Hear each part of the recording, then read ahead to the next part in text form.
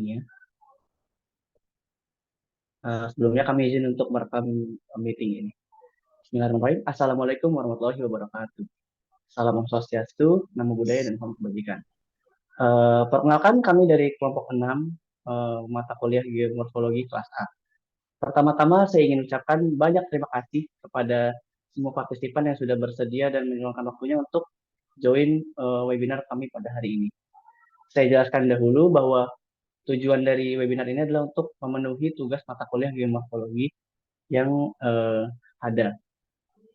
Uh, Sebelumnya saya juga ingin mengucapkan bahwa terima kasih banyak kepada Bapak Twin Hosea Widodo Kristianto MT sebagai dosen pengampu kita.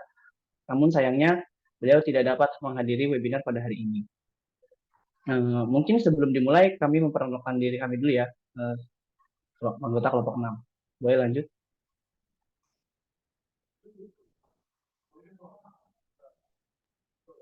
Oke, halo semuanya. Mungkin dimulai dari saya. Perkenalkan, nama saya Ahmad Raka dari kelompok 6 Geomorfologi kelas A. Mungkin dilanjut ke Rafka. Oke, halo semua. Perkenalkan, saya Rafka Pramardika dari kelompok 6 Geomorfologi A.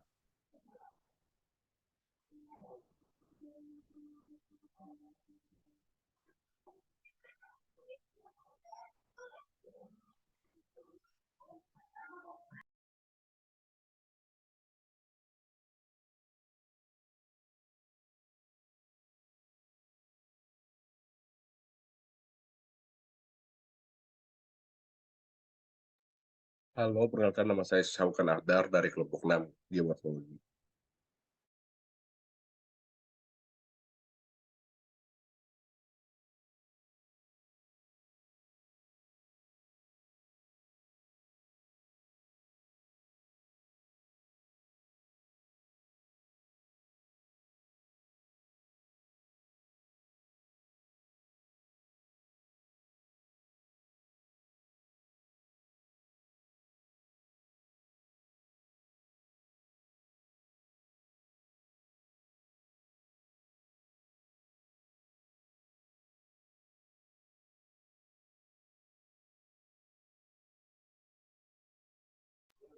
Oke, mungkin karena ada sedikit masalah teknis.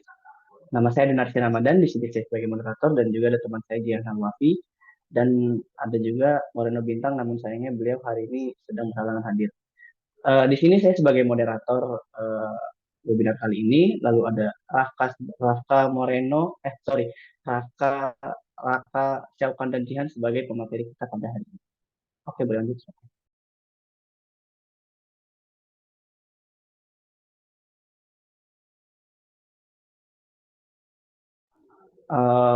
Saya persilahkan untuk para pemateri untuk memulai webinar hari. Oke, terima kasih moderator. Perkenalkan sekali lagi nama saya Ahmad Raka dan saya ditemani Rafka, Jihan, dan juga Syaukan akan menyampaikan materi tentang landscape pesisir di masa lalu. Tapi sebelum itu, kita akan bahas sedikit nih, apa itu daerah pesisir. Boleh Rafka dijelaskan?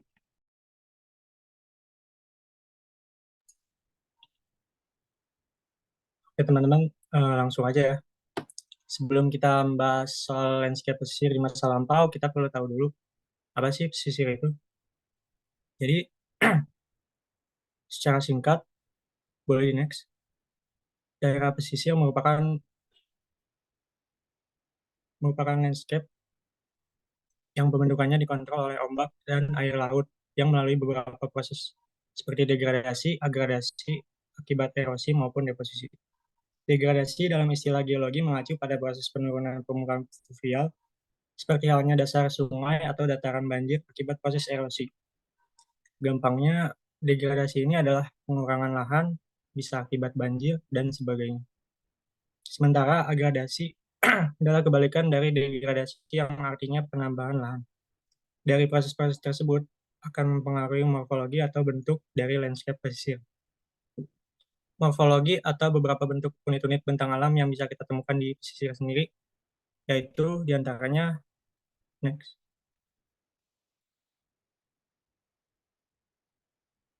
Next slide.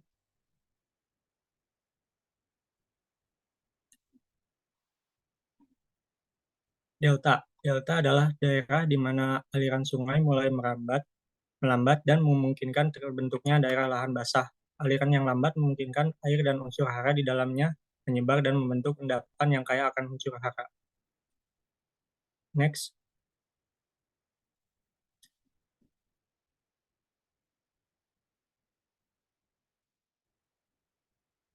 Next ada muara. Muara adalah badan air yang tertutup sebagian yang terbentuk di mana air tawar dari daratan bercampur dengan air asin dari laut. Next. Ada pulau penghalang atau barrier island. Pulau penghalang adalah endapan pasir yang terus berubah yang terbentuk sejajar dengan pantai. Biasanya dia itu ada di pantai lepas, bentuknya memanjang sepanjang garis pantai. Next.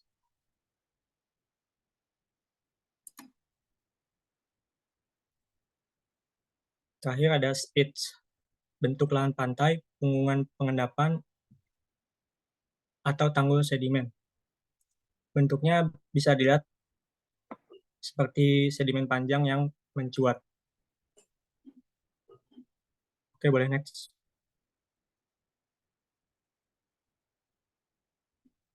Nah, berdasarkan prinsip uniformitarianism yang bunyinya the present is the key to the past, bahwa segala proses alam yang terjadi saat ini juga terjadi di masa lampau nih. Jadi daerah pesisir yang sedang kita bahas saat ini, delta, barrier island, spit, dan berbagai morfologi ini mengalami proses keterbentukan yang serupa sejak masa lalu. Proses ini telah berlangsung dan berulang selama jutaan tahun, yang kemudian berkembangnya bisa kita sebut dengan evolusi. Dengan proses yang berulang tersebut, kita bisa menggali dan mencari rekaman apa sih yang sebenarnya terjadi pada daerah-daerah pesisir ini di masa lalu sampai akhirnya saat ini terbentuk atau letaknya seperti ini. Nah, evolusi tersebut dikontrol oleh berbagai faktor ya. Faktor-faktor tersebutlah yang mengontrol jenis morfologi yang terbentuk. Karena setiap faktor atau sebab akan menghasilkan dan menyebabkan keterbentukan atau perubahan unit morfologi yang berbeda-beda.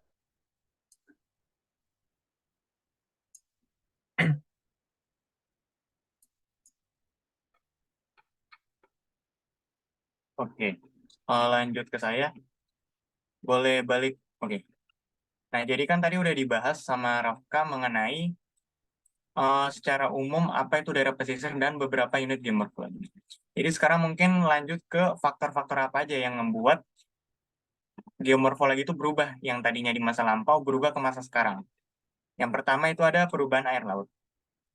Jadi perubahan air laut atau biasa dikenal dengan sea level change adalah peristiwa di mana muka air laut itu bertambah dan berkurang akibat kenaikan volume air atau bertambahnya luas lautan yang disebabkan oleh setting tektonik atau yang kita kenal dengan jenis lempeng tektonik, perubahan glasial atau perubahan iklim, terutama di zaman es. Nah, jadi kenapa sih muka air laut ini bisa mengalami kenaikan atau penurunan?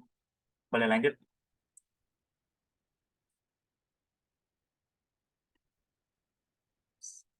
Yang pertama itu ada tektonoiostasi. Seperti yang sudah saya bilang sebelumnya, itu ada lempeng tektonik. Atau konsepnya itu lebih dikenal dengan konsep tektonoiostasi, yang dimana mengontrol naik atau turunnya permukaan air laut adalah lempeng tektonik. Pergerakan dari lempeng tektonik akan mengubah volume dari ocean basin yang ada di bawah laut, dan saat volume ocean basin bertambah, permukaan air laut akan menurun. Sedangkan kalau volume oceanic basin-nya berkurang, permukaan air lautnya akan bertambah. Jadi naik turunnya disebabkan oleh volume oceanic basin. Pengulangannya disebabkan oleh sedimentasi bawah laut dan terbentuknya mid-oceanic ridge. Sementara penambahan atau bertambahnya volume oceanic basin ini karena pembentukan oceanic ridge-nya berkurang atau terhenti sehingga tidak ada lagi oceanic ridge yang terbentuk sehingga volume basin-nya udah nggak ada. Jadi intinya jenis lempeng itu akan mempengaruhi volume dan banyaknya air pada suatu pesisir. Boleh lanjut?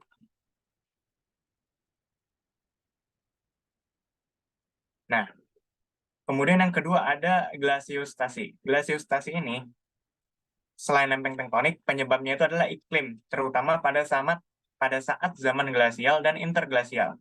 Konsepnya dengan konsep glasiostasi. Perubahan glasiostatik terikat erat dengan perubahan iklim. Bertambahnya air disebabkan oleh presipitasi dari air hujan dan runoff air. Jadi ketika hujan, itu kan setelah evaporasi itu air akan terkumpul di atas dan terjadi presipitasi. Nah, air itu yang menyebabkan air pada air laut itu bertambah. Sedangkan berkurangnya itu karena evaporasi. Jadi ketika bumi mengalami pemanasan oleh matahari, air akan menguap. Dan proses penguap itu dikenal dengan evaporasi, sehingga volume air lautnya berkurang dari situ. Selain itu, bertambah dan berkurangnya air laut dapat disebabkan juga oleh iklim pada gletser. Pada tahap glasial, yaitu ketika pembentukan es di gletser, permukaan laut akan berkurang karena terbentuknya air menjadi gletser es. Sedangkan pada tahap interglasial, yaitu ketika tahap gletser es itu mencair dan menyebabkan air tumpah ke laut, sehingga volume air lautan akan bertambah. Jadi kurang lebih itu dua hal yang menyebabkan perubahan permukaan air laut sebagai salah satu faktor dalam berubahnya landscape pesisir. Boleh dilanjut ke Jihan? Oke, boleh di next.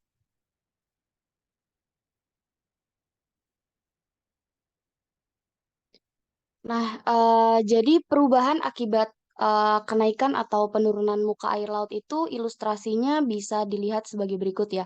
Jadi kalau misalkan di gambar ini itu menunjukkan kalau yang A itu dia saat kenaikan muka air lautnya itu tinggi atau stabil. Nah, itu gambarnya seperti ini. Tapi ketika misal ada suatu faktor yang tadi disebutkan karena apa tadi eustasi atau karena glasial atau zaman es yang bisa membuat si eh, permukaan air atau volume air ini berkurang, itu dia bisa menjadi seperti ini, menyusut. Jadi si apa batas-batasnya itu mendekat ke arah kontinen. Kayak gitu. Boleh di next.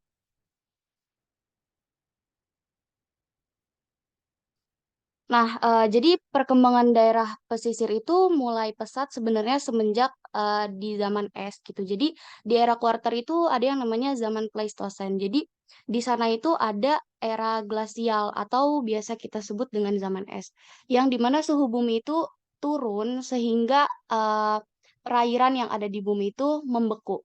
Nah, saat kejadian tersebut gitu. Jadi muka air laut itu turun kurang lebih sampai 400 kaki gitu. Jadi batas-batas pantai itu menjauh ke batas kontinen. Nah, selama periode ini itu kenaikan dan penurunan muka air laut itu sangat berpengaruh untuk mengontrol morfologi yang ada di pesisir gitu. Karena di periode setelahnya atau ada namanya itu zaman interglasial, saat suhu bumi itu mulai menghangat, itu kan membuat es itu meleleh dan muka air laut itu naik.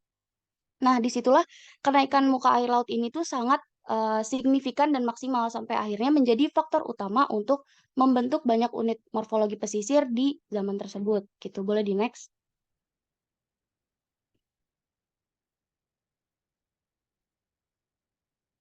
Nah, sampai akhirnya di zaman Holosen akhir itu sekitar 12 sampai 7.000 tahun yang lalu, di mana pelelehan es ini tuh udah mencapai tahap yang stabil gitu. Nah, di situ kenaikan muka air laut ini tidak lagi menjadi faktor utama untuk mengontrol perubahan pesisir, melainkan ada faktor lainnya, contohnya seperti gelombang dan pasang surut, juga sediment availability, kayak gitu. Boleh di next.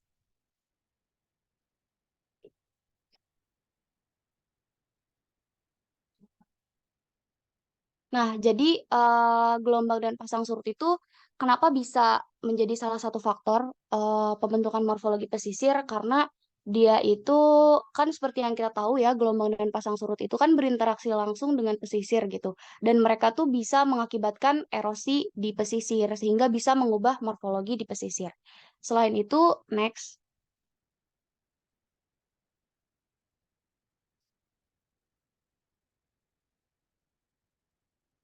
Nah, selain itu, gelombang dan pasang surut ini juga bisa membawa banyak sedimen yang akhirnya bisa terdeposisi dan juga membentuk eh, morfologi-morfologi di pesisir. Seperti contohnya yang tadi Barrier Island atau Pulau Penghalang itu juga bisa karena deposisi dari sedimen. Dan sedimen ini bukan hanya dari laut saja, tapi bisa juga dari aktivitas fluvial.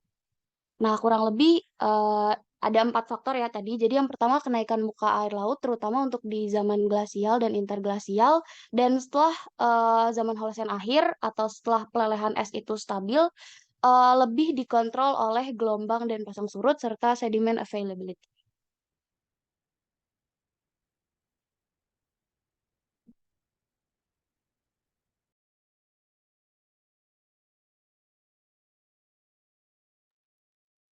Nah, ini contoh dari tadi ya, sediment availability. Ini juga bisa menunjukkan waktu atau tahun zamannya gitu, setiap sedimen yang terkumpul.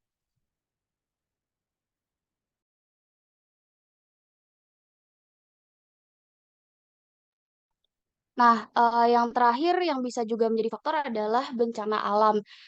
Tapi sebenarnya bencana alam ini tuh berhubungan dengan yang tadi ya lempeng atau setting tektonik, karena letak di mana pesisir itu berada, misal terutama dia ada di dekat sesar atau yang bisa mengakibatkan bencana seperti gempa, itu kan lebih rentan terkena seperti tsunami. Dan tsunami ini adalah salah satu bencana yang bisa mengubah morfologi pesisir secara signifikan dalam sekejap.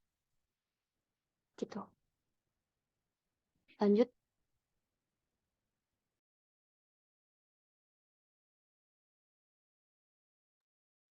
Oke, setelah tadi disampaikan sama aku sama Jihan, beberapa faktor yang menyebabkannya, selanjutnya ada evolusi pesisir yang bakal kita tunjukin nih, contoh-contoh evolusinya dari lanskap pesisir yang kurang lebih ada di Indonesia. Boleh ini di next.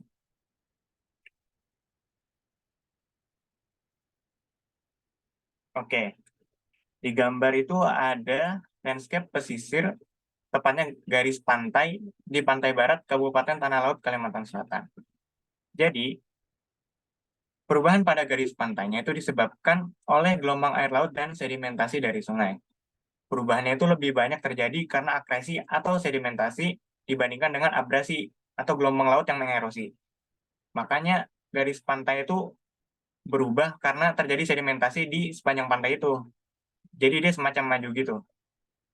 Nah, secara keseluruhan, garis pantai Kabupaten Tanah Laut mengalami sedimentasi sepanjang 168,85 km dengan luas 2.371,23 hektar dan abrasi atau erosinya itu cuma terjadi sepanjang 9,28 km dengan luas 28,02 hektar. Jadi lebih besar sedimentasi dibandingkan dengan erosi. Nah, pada daerah pantai barat, seperti yang tadi saya bilang, garis pantai maju. Dan menurut Mulyani itu majunya itu karena sedimentasi itu lebih cepat dibandingkan dengan laju erosinya. Jadi sedimennya itu lebih cepat terkumpul di daerah pantai. Kemudian ada juga nih penyebab mundurnya. Kalau misalnya erosinya lebih gede dibandingkan dengan sedimentasi, akan terjadi pemunduran. Tapi berdasarkan hasil penelitian, garis pantai pada wilayah pantai barat itu maju karena sedimentasi lebih cepat dibandingkan dengan erosinya. Boleh dilanjut?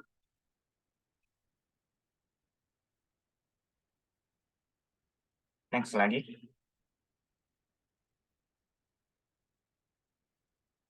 Oke, Jian, silakan. Nah, untuk contoh yang selanjutnya itu ada evolusi Pulau Penghalang atau Barrier Island di Kuala Gigeng dan Lambadek dari 1898 sampai 2017. Jadi untuk gambar ini bisa dilihat Lambadek itu ada di sebelah kiri yang ditunjukin sama garis ini, terus Kuala Gigeng itu ada di sebelah kanannya. Mereka itu berdekatan lokasinya dan mereka itu memiliki ketinggian elevasi yang berbeda. Bisa dilanjut.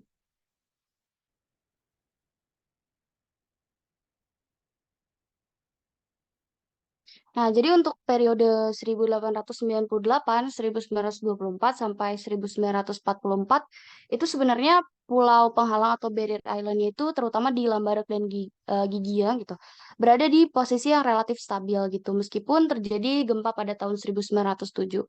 Dan bisa dilihat di sini itu ada speed baru. Jadi kayak tadi itu kan speed itu kayak cuatan sedimen gitu ya. Jadi bisa dilihat di sini ada cuatan sedimen. Jadi yang digambar yang A itu kan setiap warna menunjukkan tahunnya. Jadi yang abu-abu itu menunjukkan periode 1898, terus yang putih itu 1924, yang biru 1944 dan sampai ke yang oranye itu 2005. Jadi di situ kita bisa lihat perubahan yang terjadi itu di setiap masanya. Nah, terus di tahun 1944 itu ada di gambar yang B sebelah kanan, itu kita bisa lihat ada pertumbuhan pulau penghalang baru nih yang memanjang ke kanan dan juga dua inlet baru. Inlet itu kayak perairan sempit, itu kan ada garisnya ya. Nih, bisa dilihat yang wash over from Pan Bridge Barrier Island creating two new inlets. Jadi di sini ada dua inlet baru. Nah, lanjut.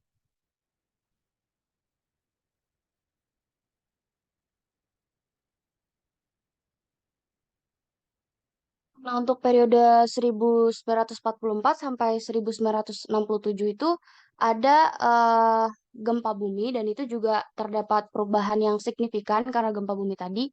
Jadi pada tahun 1967 itu eh, kedua pantainya itu mengalami pergeseran yang relatif lebih dekat ke arah daratan, jaraknya sekitar 300 meter. Jadi bisa dilihat di gambar yang biru itu kan menunjukkan tahun 1944 dan yang kuning itu di gambar C menunjukkan yang 1967 dan bisa dilihat gambar yang kuning itu mendekat ke arah daratan gitu. Jadi barrier island-nya itu mendekat ke arah daratan sekitar 300 meter. Selain itu ada speed di gambar D yang ditembus di beberapa lokasi yang ditunjukkan oleh garis-garis panah itu. Lanjut.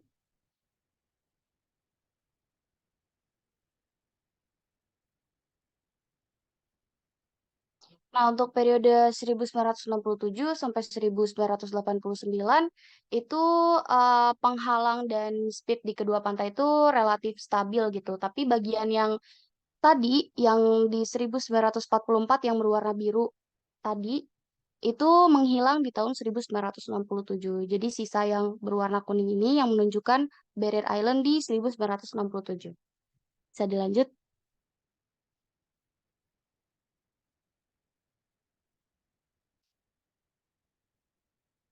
Nah, untuk 1989 sampai tahun 2000 itu pulau penghalang yang sebelumnya itu kan ada banyak apa ya kayak eh, potongan-potongan gitu belahan itu kembali terhubung gitu. Dan daratannya semakin menyempit juga muncul speed yang meluas ke arah tenggara. Jadi di tahun 2000 itu bisa dilihat yang warna pink di gambar G dan gambar H itu ada perbedaan di sebelah kanan di tenggara itu terdapat cuatan speed baru. Nah, meskipun di situ tidak terjadi gempa bumi yang ekstrim, tapi di situ terdapat proses deposisi yang lumayan dan bisa memunculkan speed baru. Bisa dilanjut.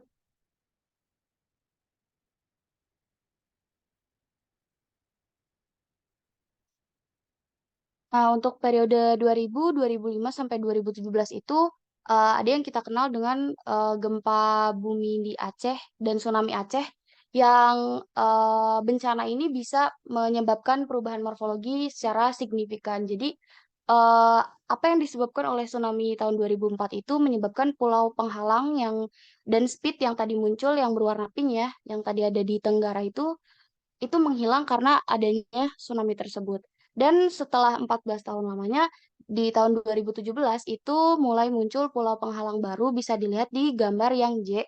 Itu yang berwarna hijau menunjukkan ada New Barrier Island pada tahun 2017. Dan selain ada pulau penghalang yang baru, juga muncul speed-speed baru gitu. Oke, lanjut.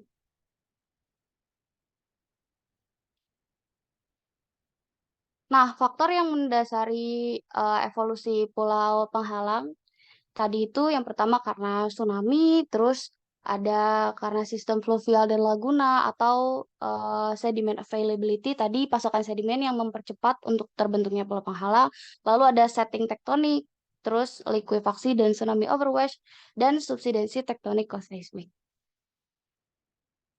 Oke, lanjut. Nah, ini sedikit apa bagan yang menjelaskan. Ini ada penurunan di tahun 2004 akibat tadi ya tsunami. Jadi ada pengurangan area di sekitar Lambadot dan Kuala Gigi ya. Begitu. Lanjut.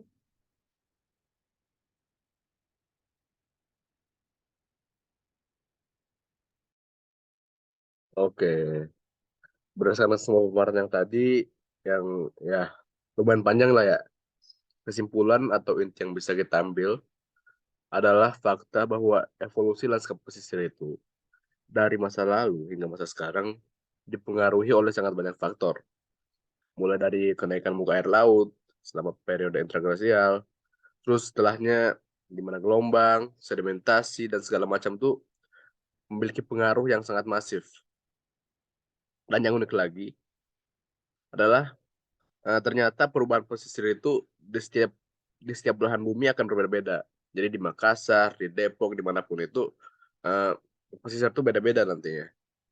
Tergantung setting tektonik dan faktor dominan apa yang ada di sana. Eh, Baik itu gelombang pasang surut atau sebagainya. Jadi semuanya akan menghasilkan hasil evolusi yang berbeda-beda. Yang jelas itu seperti yang dikatakan di teori the present is the key to the past, yaitu proses-proses ini itu akan terus berlanjut dan terulang-ulang terus hingga berjuta-juta, bermiliar-miliar dan banyak tahun yang akan datang. Sebuah hal itu mengingatkan kita betapa luar biasanya alam ini dan segala pengaturannya. Nah,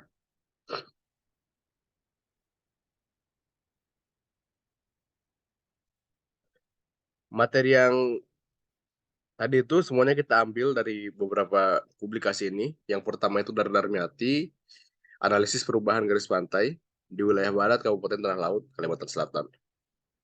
Yang selanjutnya ada dari Haget RJ, Fundamentals of Geomorphology. Selanjutnya ada R.A. Davis, Evolution of Coastal Landscapes. Terus seperti yang tersayang, Tarbak, an Introduction to Physical Geology. Terus yang terakhir ada Was Murphy, Barrier Island Resilience to Extreme Earthquake and Tsunami Play a Role. Nah, untuk yang mau membaca publikasinya lebih lanjut ini, kami cantumkan link bukunya dan publikasi-publikasi ini di chat Zoom ya. Mungkin udah bisa itu. Boleh banget nih guys dibaca-baca, apalagi yang mungkin ada yang tertarik gitu sama dunia Benar, geologi, terutama geomorfologi gitu. Ini bukunya bagus-bagus. Apalagi tadi yang dibilang sama Teo kan tentang Tarbak itu ibarat kata kitab suci kita para geologis tuh. Itu gue emang bagus banget ya. Itu boleh banget guys yang memang tertarik gitu buat baca. Itu ada Google Drive-nya ya ada di kiri. Oke mungkin karena materinya udah selesai kali ya. Eh, Sekali lagi pengen ucapin terima kasih yang udah dengerin, yang udah hadir. Mungkin kita lanjut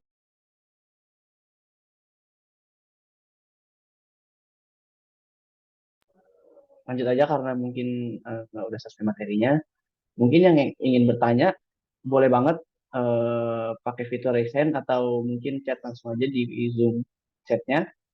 Sekarang jam 10.28 kita tunggu aja sampai 10.30. Yang ingin bertanya silahkan banget, boleh banget guys. Guys, boleh banget bertanya, materinya keren banget tuh.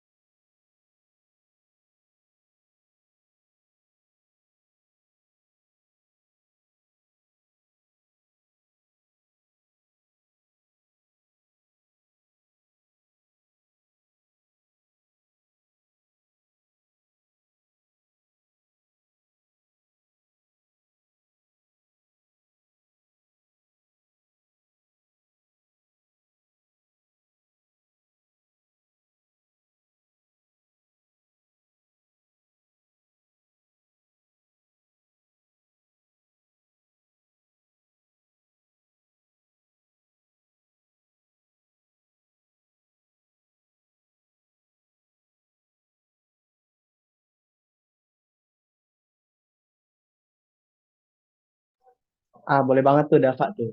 Kakak-kakak izin bertanya. Coba kalau bisa on mic Dava. Boleh, Dava, dipersilakan.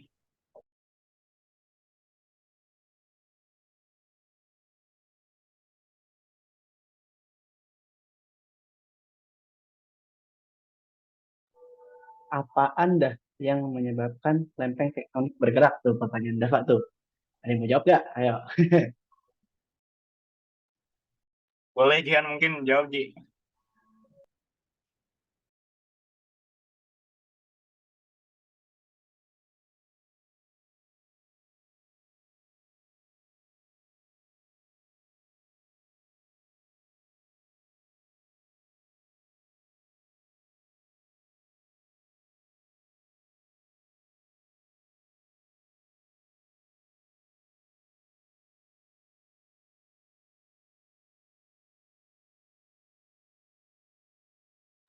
Oke, kayaknya Jihan lagi ada kendala ya. Gue bisa. Eh, jadi untuk lempeng tektonik sendiri bergerak karena adanya yang namanya isostasi. Jadi isostasi itu kondisi keseimbangan gravitasi antara lapisan kerak bumi dan mantel yang mengakibatkan kerak itu seolah mengapung. Jadi dari konsep isostasi tadi, eh, lempeng-lempeng itu bisa bergerak karena adanya arus konveksi gitu, yang mengakibatkan lempeng itu seolah-olah berjalan. Mungkin bisa ditambah dari Raka Iya, atau selain yang itu lain. ada dua teori gitu sih, Dava. Namanya slap pull sama ridge push. Jadi itu yang ngegerakin kenapa lempeng itu bisa subduksi atau tabrakan, kenapa juga bisa terbentuk mid-oceanic ridge, kurang lebih gitu. Yang dimana hubungan lempeng ini sama konsep tadi, tektonistasi yang ngebuat evolusi pesisir berubah dari masa lampau ke masa sekarang. Kurang lebih gitu sih, Dava. Kalau Nah, kurang buat aja boleh direspon ya, Dava. ya Dava kalau ada yang kurang gimana? Puas nggak? Coba kasih reaksinya Dava.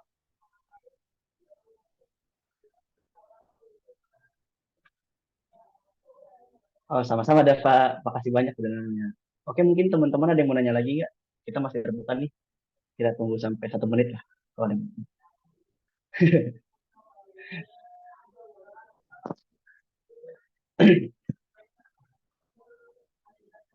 Tambahan lagi kali ya, tadi yang lempeng tektonik itu bukan cuma sekedar mempengaruhi morfologi yang ada di pesisir pantai gitu. Jadi lempeng tektonik ini apa ya, kontribusinya banyak banget gitu untuk eh, menciptakan berbagai morfologi yang ada di bumi. Gitu. Misalnya gunung gitu, gunung api itu salah satunya pengaruhnya karena adanya lempeng tektonik itu yang bergerak. Jadi lempeng samudra sama lempeng benua itu nabrak, lalu mereka tenggelam, akhirnya mereka terbentuk gunung api. Gampangnya gitu. Mungkin ada yang mau nanya lagi nggak? Kita tunggu di slide lagi.